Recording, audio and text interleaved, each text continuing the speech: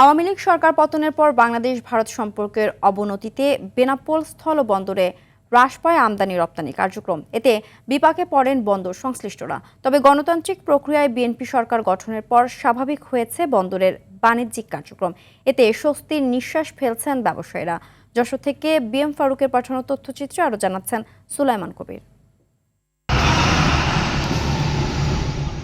বাংলাদেশ ভারতের মধ্যে হওয়া আমদানি রপ্তানির প্রায় ৮০% হয় যশোরের বেনাপোল স্থলবন্দর দিয়ে। ২০২৪ সালের ৫ আগস্ট রাজনৈতিক পট পরিবর্তনের পর দুদেশের সম্পর্কে টানাপোড়েন শুরু হলে ভাটা পড়ে সেই বাণিজ্যিক কার্যক্রমে।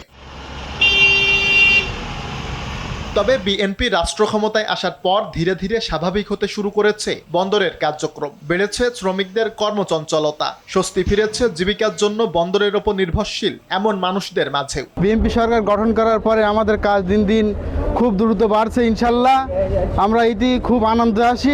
সময়ের সঙ্গে আমদানি রপ্তানি আরো বাড়বে বলে মত বন্দর কর্তৃপক্ষের। তারেক রহমান সাহেব প্রধানমন্ত্রী হওয়ার পর থেকে আমাদের স্থল বন্দরের কাজ অনেকটা ইনশাল্লাহ বেড়েছে, এতে আমার শ্রমিকরাও খুশি।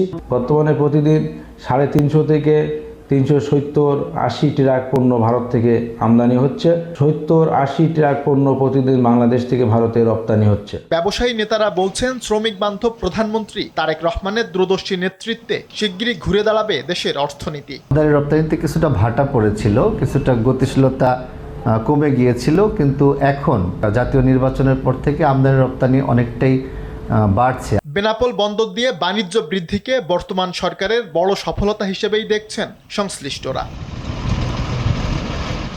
সুলাইমান কবির, RTV।